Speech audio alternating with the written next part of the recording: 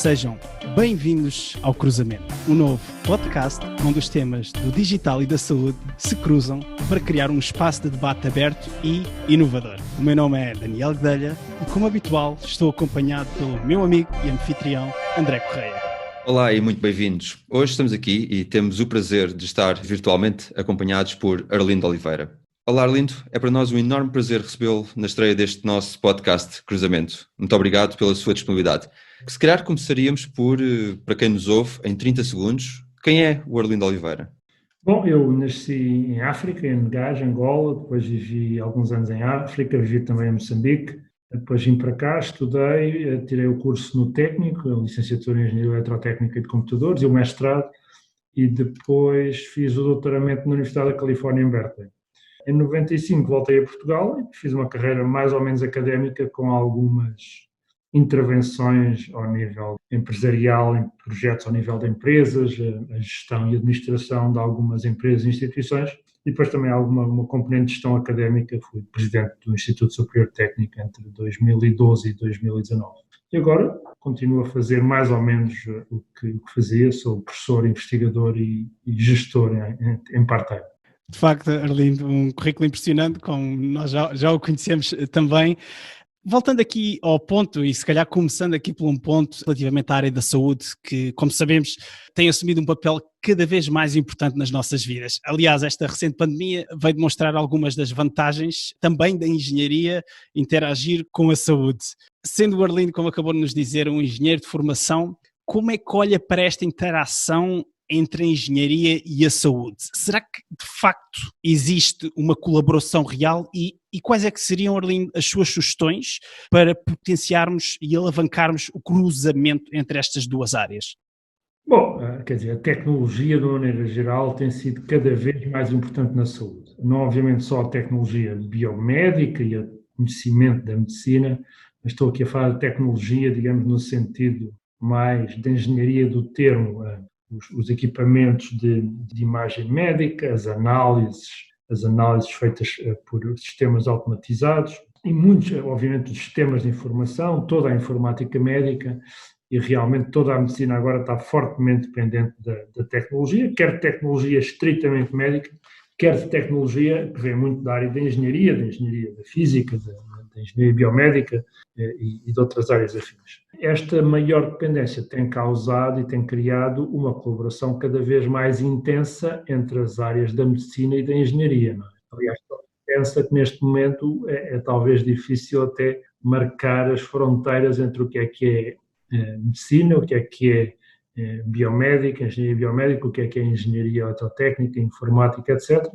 E Portugal tem sido um exemplo da colaboração em diversas frentes entre grandes institutos da área da medicina e institutos da área da engenharia. Nós temos colaborações muito fortes com a Faculdade de Medicina da Universidade de Lisboa, mas também com outras faculdades, com o IMM, o Instituto de Medicina Molecular, e aqui do lado do técnico vários institutos, o INESC-ID, o Instituto de Sistemas e Robótica, o Instituto de Telecomunicações. Todos esses institutos têm aplicado tecnologias da área da engenharia na medicina. Não só em imagiologia, que é uma área fundamental, instrumentação, mas muitas outras áreas, na robótica médica, na bioinformática, na informática médica, nos sistemas de informação, na análise de dados, na analytics, etc. Portanto, neste momento há uma colaboração muito forte e eu acho que vai continuar a estreitar-se à medida que o tempo passar. Portanto, uma colaboração que já é muito visível e nós íamos perguntar, Arlindo, alguns exemplos, mas acabou de os dar durante a sua resposta.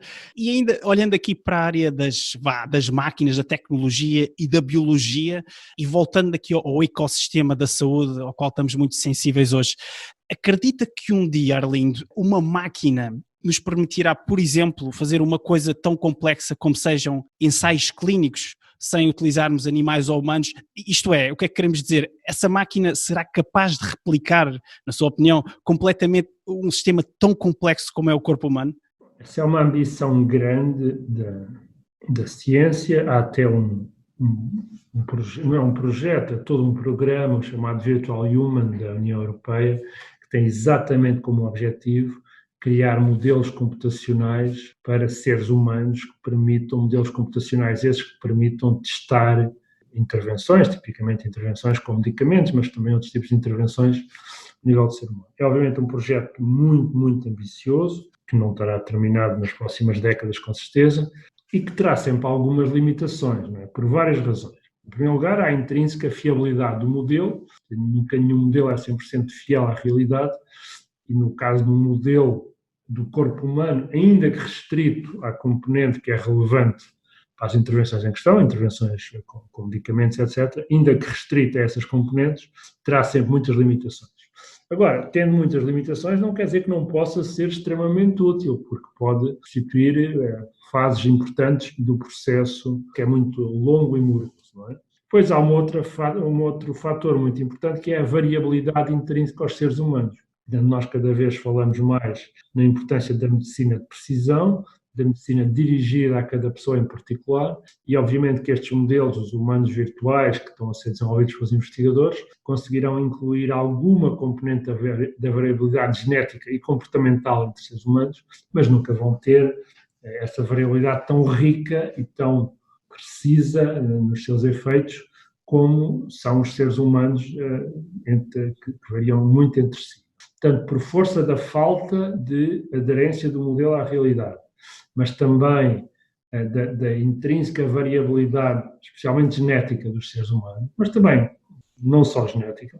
Estes modelos, eu acho que vão ser úteis nas primeiras fases dos testes, mas depois terão sempre de existir outros testes para colmatar estas limitações dos modelos. Agora, é preciso não esquecer que o processo de testes e de ensaios é muito moroso. As primeiras fases poderão provavelmente ser automatizadas através destes modelos em grande parte, e se pudermos automatizar as primeiras partes, tornamos a criação de medicamentos mais acessível, mais rápida, especialmente mais barata, porque os ensaios são coisas muito caras e as primeiras fases, não sendo as mais caras, apesar de tudo, custam.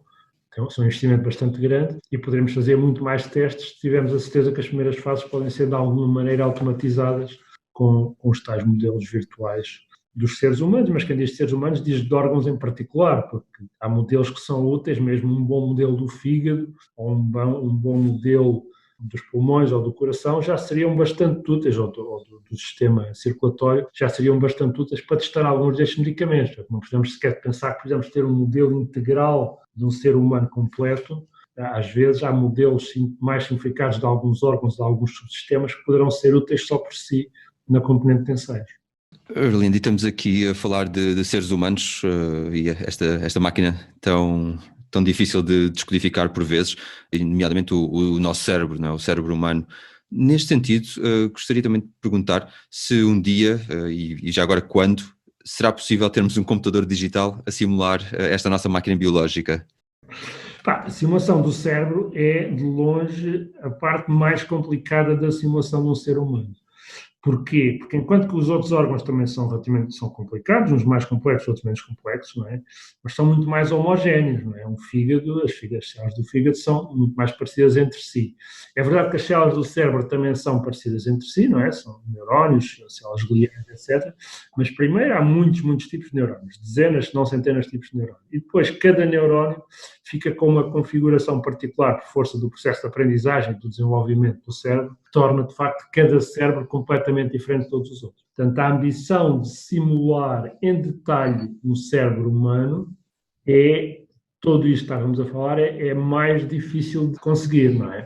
Portanto, a simulação integral do cérebro humano, o que se chama Whole Brain Emulation, é de facto a mais difícil. E pode até acontecer que nunca venha a ser possível. Por outro lado, a tecnologia tem avançado muito, a instrumentação permite-nos ter descrições cada vez mais detalhadas, ainda não de cérebros humanos, mas de cérebros de alguns outros animais, como a mosca, o rato e outros animais modelo, e as técnicas de emulação continuam a avançar e neste momento já se conseguem emular pequenos cérebros com alguma precisão, como é o caso do C. elegans, que é um pequeno verme que tem cerca de 400 neurónios. Não é? Claro que entre os 400 neurónios do C. elegans e os 90 ou 100 mil milhões de neurónios do cérebro humano há uma distância brutal, mas apesar de tudo é uma questão de dimensão, não é uma questão conceptual. Em princípio, conceptualmente poderia ser possível emular o cérebro humano. A emulação do cérebro humano levanta uma série de problemas extremamente complicados, filosóficos, morais, além dos problemas práticos e de engenharia, não é? Porque realmente, se viesse a ser possível emular o cérebro humano, criávamos obviamente não só o cérebro humano, seria também todos os inputs que se recebem, enfim, a visão, a audição, a sensibilidade dos nervos motores, etc. Portanto, essa emulação integral do sistema nervoso criava uma espécie de imortalidade, não é? Porque um cérebro que fosse emulado nessas condições não só pensaria como um ser humano, mas seria imortal, porque os sistemas digitais podem basicamente ser mantidos indefinidamente através de cópias e de backups. Agora, respondendo diretamente à pergunta, eu estou convencido que um dia no futuro será possível essa emulação, a níveis de precisão que vão sendo sucessivamente melhores. Poderá demorar seguramente muitas décadas, mas poderá demorar séculos ou até milénios, se a civilização demorar tanto tempo. Mas é uma tecnologia relativamente poderosa, especialmente se algum dia quisermos ter mentes humanas, não cérebros, mas a simulação desses cérebros em mentes humanas, a viajar em naves para outras estrelas e outros sistemas solares, uma vez que seres humanos, na sua forma biológica, não vão tão cedo, e se calhar nunca, viajar para outros sistemas solares, dadas as distâncias envolvidas e as condições envolvidas numa viagem dessas. Claro, seguramente estamos aqui a falar de máquinas muito, muito complexas, de um cérebro que também por si só é uma máquina extremamente complexa. Neste seguimento também, Arlindo, li recentemente os seus livros Inteligência Artificial e Mentes Digitais, os quais desde já aconselho a todos os que nos ouvem, especialmente aos interessados nesta área da inteligência artificial. Nestes seus livros faz referência a Alan Turing, personalidade que eu não conhecia, e investiguei um pouco mais sobre a obra, e artigos que as publicou em 1950, mas que ainda hoje parecem estar algo válidos. Uma das propostas destes artigos, e que eu achei bastante curiosa e interessante, é relativa à complexidade de que falávamos do cérebro e da emulação do cérebro, e a certa altura é dito que se calhar é mais fácil criar e emular um cérebro de uma criança e depois ensiná-la de forma a que evolua para um cérebro adulto. Eu gostava de saber a sua opinião sobre esta sugestão e também se de facto aqui Alan Turing já estava a descrever o que hoje conhecemos como machine learning e se esta definição está muito longe ou perto daquilo que temos atualmente. Sim, o Alan Turing, de facto, obviamente não só é um nome que foi trazido muito à baila, portanto está de alguma maneira na moda por força do filme e de outros eventos, mas eu tenho genuinamente uma opinião de que é de facto uma pessoa absolutamente excepcional nas contribuições que fez para a matemática e para a computação e para mim a pessoa mais importante na computação. Ele teve outros resultados mais técnicos, mas muito importantes, sobre a universalidade dos modelos de computação que desenvolveu, nomeadamente as máquinas de Turing, que são na prática equivalentes aos nossos computadores, mas o artigo dele de 1950 é um artigo onde ele explicitamente aborda a questão de se as máquinas podem pensar, o que veio a chamar depois de inteligência artificial, ou seja, se uma máquina pode ser inteligente e pode pensar. E Alan Turing não só responde afirmativamente a essa pergunta e diz que algumas décadas, menos de um século no futuro, portanto não estamos muito longe, isso será provavelmente verdade, analisa uma série de objeções que podem ser levantadas a essa questão, objeções que são realmente praticamente tão atuais agora como eram há 70 anos atrás, o que é impressionante. Avança com a ideia pioneira que criar uma máquina que saiba pensar de raiz deve ser mais difícil do que criar uma máquina que consiga aprender com a experiência e aprenda a pensar. O mesmo processo de desenvolvimento que uma criança tem quando tem um cérebro pré-formado e desenvolvido, pronto a aprender, mas depois ao longo da sua infância e adolescência aprende o pensamento estruturado, a que chamamos de inteligência como adulto. É claro que as crianças são inteligentes desde muito pequenas, desde bebês, mas é uma inteligência relativamente rudimentar, não é? Não sabem falar, não sabem ouvir, não sabem andar, mal sabem reconhecer objetos, essa é que é a verdade, aprendem também a reconhecer objetos e pessoas e animais. E, portanto, a ideia que o Alan Turing avança, que deve ser mais fácil criar o cérebro de uma criança com a capacidade de aprender e depois ensiná-lo ou deixá-lo aprender a ser inteligente, está exatamente na origem da ideia da aprendizagem automática. E é uma ideia que, apesar de tudo, demorou muitas décadas a perceber-se que era a maneira mais razoável de criar sistemas inteligentes, porque durante algumas décadas tentaram-se programar estes sistemas sem grande sucesso, devemos dizer. E só recentemente é que a aprendizagem automática, que é conhecida em inglês como machine learning, é que veio a impor-se como a ferramenta mais essencial na criação de sistemas que sejam artificialmente inteligentes. Arlindo, já agora pegando nesse tema e voltando especificamente ao campo da saúde, serão estes computadores ou mesmo os algoritmos uma concorrência válida aos profissionais de saúde? Como sabemos, estes apostam bastante e investem bastante na sua educação. Se as máquinas aprenderem até se tornarem cérebros adultos, serão uma concorrência válida? Ou, por outro lado, vão complementar a parte humana na área da saúde?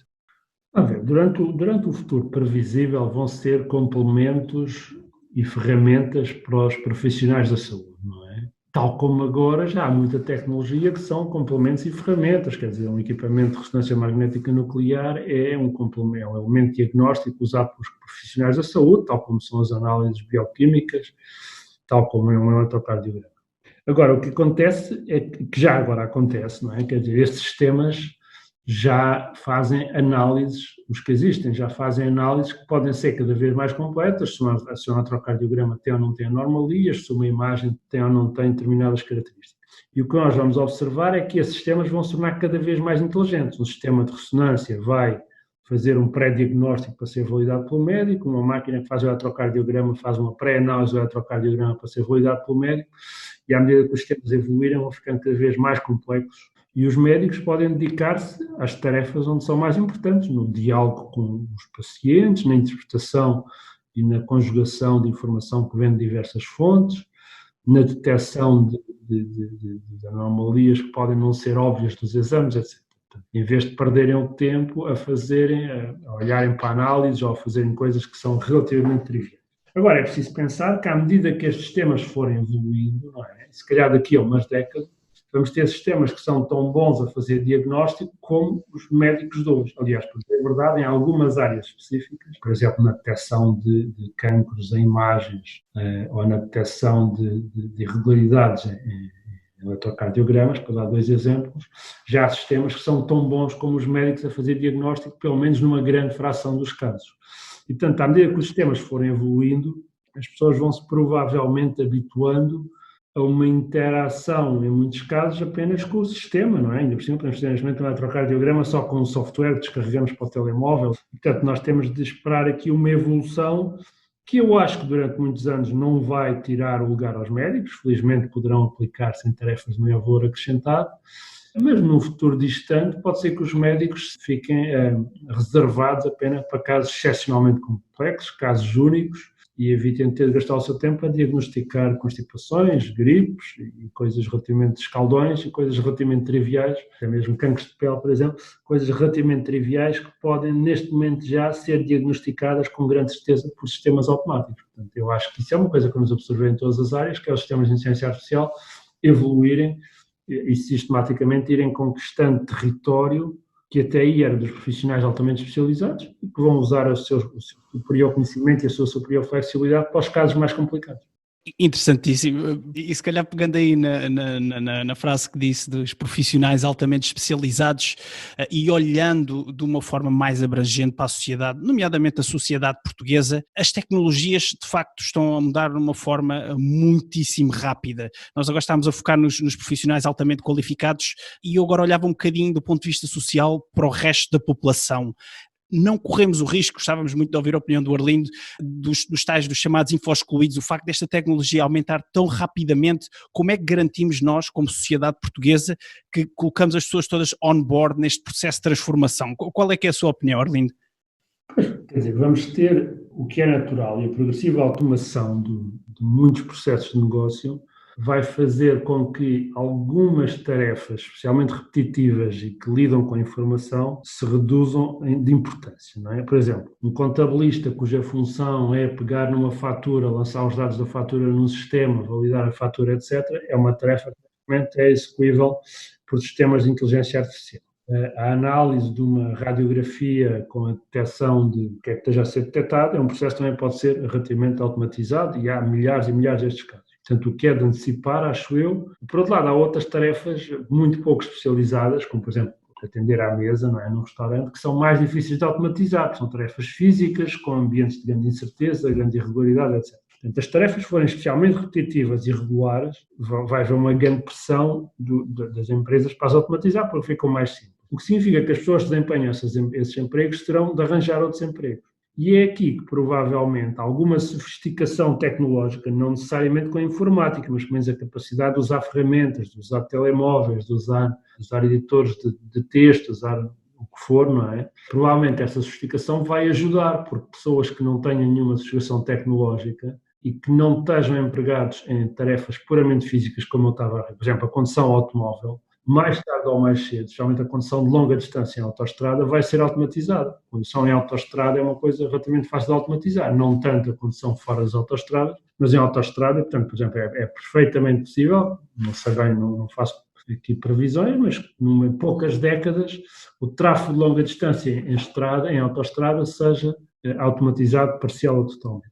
E, portanto, são tudo profissões que terão, de facto, de arranjar outras coisas para fazer. Felizmente temos tempo, temos anos, décadas para fazer isso e temos de pensar quais serão as profissões que vão ser mais úteis daqui a 20 ou 30 anos. É relativamente fácil dizer que são as que forem menos repetitivas, as que forem menos rotineiras, não é? As que têm mais criatividade. Provavelmente a competência com ferramentas digitais será útil, uma vez que já agora é, mas poderão haver outras que não têm a ver com isso, por exemplo, da área do espetáculo, da área cultural, da área do design, portanto são profissões que poderão perfeitamente ser úteis porque são difíceis de automatizar, úteis e procuradas, e portanto o que nós temos de nos preocupar é que as pessoas tenham as competências necessárias para competir num mundo onde as coisas triviais e repetitivas de processamento de informação vão ser feitas por sistemas de inteligência artificial. Sendo que alguns destes trabalhos repetitivos e de processamento de informação são até relativamente bem pagos e sofisticados agora. O exemplo dos contabilistas é o mais óbvio, mas obviamente há muitas, podemos pensar num radiologista, não é? O radiologista é uma tarefa altamente especializada, mas provavelmente vamos precisar de menos radiologistas no futuro, pela simples razão que as máquinas vão poder fazer uma parte importante do trabalho que o radiologista faz agora. Interessantíssimo. E pegando se calhar um pouquinho nessas profissões mais especializadas e o Arlindo deu o exemplo da condução autónoma dos veículos e deu muitos outros exemplos também na área médica. De facto, muitas dessas funções vão então ser realizadas por máquinas, vamos dizer uma operação, uma cirurgia. No caso, isto é uma pergunta um bocadinho ética, gostávamos muito de saber também aqui o feedback e a opinião do Arlindo. No caso de alguma coisa correr mal, no caso de um carro autónomo ter um acidente, no caso de uma operação não correr bem, quem é, no final das contas, a responsabilidade da máquina, de quem fez o código? Como é que nós nos posicionamos aí? Sim, no enquadramento legal atual não há dúvida que a responsabilidade é de quem criou os sistemas, sejam os programadores, sejam os designers, sejam os fabricantes. Não há enquadramento legal para qualquer outro tipo de abordagem que não seja, neste momento, a responsabilização da cadeia de valor que criou e disponibilizou os sistemas, eventualmente os hospitais que usam o sistema. Esta questão tem sido discutida nomeadamente ao nível da União Europeia, e esta foi a última decisão, uma decisão relativamente recente, tem cerca de um ano, sobre as questões legais envolvidas nessa responsabilização. E é provável que este enquadramento se vá manter durante um tempo ainda, muito tempo ou até para sempre. Não é? Mas também não me parece impossível que num período relativamente dilatado, de algumas décadas, venhamos a ter sistemas que tenham uma autonomia tal onde é difícil andar para trás e responsabilizar os seus designers e fabricantes, não é? Até porque a experiência que os sistemas ganharam ao longo da vida, seja a conduzir, seja a fazer diagnóstico, interferiu com o que eles podem fazer. Neste momento, esta é uma zona muito cinzenta. Nós temos uma colaboração, até curiosamente, com um grupo de investigação da área legal da Universidade Católica e temos analisado essa questão e realmente não se vê muito bem qual é o enquadramento possível no futuro. Embora haja alguns antecedentes, mais no componente dos direitos do que das responsabilidades, mas são antecedentes onde, obviamente, as empresas têm direitos e deveres e as instituições, mas há alguns sistemas legais onde sistemas físicos têm direitos. Por exemplo, na Nova Zelândia, o rio tem direitos. Portanto, há alguns antecedentes que podem abrir a porta, mas neste momento é, acima de tudo, uma grande incógnita como é que vai evoluir o enquadramento legal futuro de direitos e responsabilidades quando estes sistemas tiverem uma autonomia tal que seja difícil ou impossível responsabilizar, digamos, os seus fabricantes ou os seus operadores. Arlindo, estamos aqui também a falar da inovação e desta evolução extraordinária que se tem visto ao longo das últimas décadas. Considerando esta evolução e as famosas leis de Gordon-Moore, etc., será possível manter de forma constante e sustentada este nível de aceleração que temos verificado até aqui? A lei de Moore, que é uma constatação de que a complexidade e o número de elementos nos sistemas digitais duplica a cada 2 anos, e isso tem acontecido há mais de 5 décadas, talvez mais de 6 décadas, e portanto causou basicamente cerca de 30 duplicações, o que é um fator de 1.000 milhões, não é? Portanto, os sistemas atuais são 1.000 milhões de vezes mais complexos do que os sistemas originais, quando o Gordon Moore basicamente fez essa constatação. Justificam, de facto, o crescimento exponencial da tecnologia digital. A lei Moore está neste momento a atingir algumas limitações físicas, porque já não é possível fazer os transistores mais pequenos, já só tem poucos átomos de dimensão e há dificuldades técnicas, mas ainda há outras vias pelas quais possa conseguir um crescimento ainda muito rápido e exponencial durante mais algum tempo, talvez mais uma década, mesmo 2 décadas se formos muito otimistas. A verdade é que os sistemas atuais já têm uma tal complexidade e uma tal capacidade computacional que são comparáveis em termos de capacidade computacional à capacidade do cérebro humano.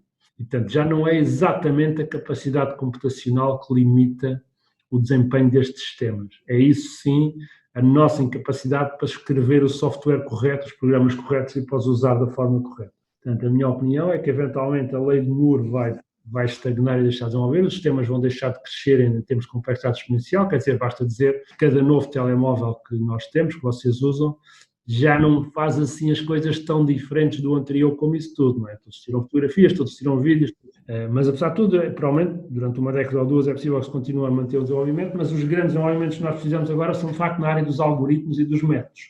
E é aí que temos assistido também a uma explosão grande na última década, também com a disponibilidade de dados e com estas arquiteturas mais rápidas e com novos algoritmos, temos assistido a um crescimento muito rápido, especialmente na área que se tem chamado Deep Learning, aprendizagem profunda. Eu creio que essa área, nas próximas décadas, continua a dar resultados bastante espantosos. Para terminar, vamos continuar a olhar para o futuro, para este conceito de singularidade tecnológica, o mundo em que sistemas superinteligentes vão coabitar com o ser humano. Uma vez mais, será isto uma realidade e para um futuro próximo ou um futuro longínquo? Então, eu acho que nós vamos habituar-nos a ver, de alguma maneira, a coabitar com sistemas progressivamente mais inteligentes, não é? Quer dizer, as Siris e as Alexas de hoje ainda são coisas muito rudimentares, não é? Pouco interessantes, não guardam praticamente a história, não conseguem ter um diálogo interessante, mas à medida que tivermos sistemas mais sofisticados e mais poderosos, vamos provavelmente habituar-nos a conviver com eles. E nas próximas décadas isso vai acontecer. Portanto, é possível que daqui a 10, 20, 30 anos dialogar com o automóvel ou dialogar com o sistema de diagnóstico médico ou dialogar com o sistema de reservas de viagens em português ou em inglês seja uma atividade comum. E quando isso for comum, nós vamos habituar-nos progressivamente a ter sistemas cada vez mais sofisticados, até capaz de tantas teremos assistentes que tratam dos nossos assuntos exatamente como nós queremos, mantêm a casa e que tratam da logística. Portanto, eu acho que essa será uma habituação relativamente fácil ao longo das décadas e a inteligência vai estar nos sistemas, vai ser quase invisível, tal como agora está nos telemóveis. Os telemóveis já reconhecem a nossa cara e já reconhecem a nossa fala, mais ou menos. E, portanto, já existe muita inteligência ali. Ainda não existe muita inteligência na resposta, então vai ser uma coisa um bocadinho rudimentar. Mas isso vai, obviamente, melhorar nas próximas dezenas de anos, nos próximos anos, e acho que vamos habituar a isso e vai ser relativamente natural. Arlindo, muito obrigado pela sua disponibilidade e pelo tempo que passou aqui connosco. Aprendemos imenso também com estas perguntas e sobretudo ao ouvi-lo e com a sua experiência. Foi de facto uma conversa mesmo muito interessante e esperamos igualmente que seja do agrado dos nossos ouvintes. Mesmo para finalizar, Arlindo, de facto perguntar-lhe, caso os nossos ouvintes queiram saber mais sobre o Arlindo ou acompanhar a sua atividade, onde é que o podem encontrar online? Se quiserem Arlindo Oliveira no Google vão parar à minha página, portanto é relativamente fácil. Depois já há lá bastante informação sobre um blog, os livros, alguns artigos que escrevo para o público e para outros sítios, portanto há bastante informação na minha página, que é fácil deixar se meterem Arlindo Oliveira no Google. Excelente, Arlindo. Muito obrigado mais uma vez e agradecemos em nome de todos os ouvintes a sua disponibilidade. Obrigado e até já. Obrigado eu. Quanto a nós, podem também encontrar-nos no LinkedIn e Twitter. E para feedback sobre o podcast, não hesitem em visitar-nos no nosso website em www.cruzamentoPodcast.com ou escrever-nos para cruzamento.podcast@gmail.com ou ainda através do nosso Twitter @cruzamentoFM. Esta informação estará nas notas do episódio. Despeço-me e até à próxima conversa.